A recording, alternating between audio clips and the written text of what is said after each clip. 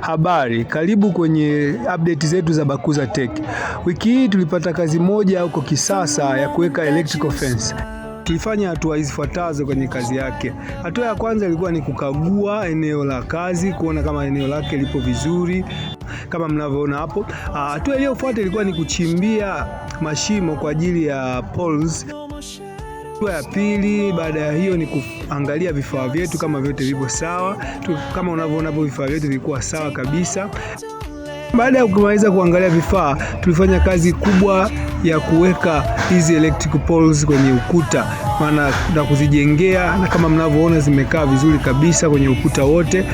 Baada ya hatua hii, hatua inayofuata ni kuweka waya wetu wa umeme. Waya wetu wa umeme kama mnavyoona na vifaa vyake. Hatua inayofuata ni kuweka sapoti kwenye kona na kuanza kuvuta waya wetu. Kama mnavyoona kuna waya huu tunauvuta. Baada ya kumaliza kuvuta waya, tunaenda kukagua mashine yetu ya king'ora au mashine ya alarm system. Kama unaona watu tunaifungua na kuangalia je, vifaa vyote viko sawa na kumaliza connection za muhimu na umeme wetu. Baada ya hatua hiyo, tutafanya kazi ya kuconnect na kutesti kama connection zetu ziko vizuri. Kama mnavyoona, tutaangalia je, connection zetu ziko vizuri, na baada ya hapo tutaweka alama za kuonyesha kwamba ukuta wetu una umeme ulio live. Baada ya hapo tunakabidhi kwa mteja na kufanya training kwa ajili ya matumizi.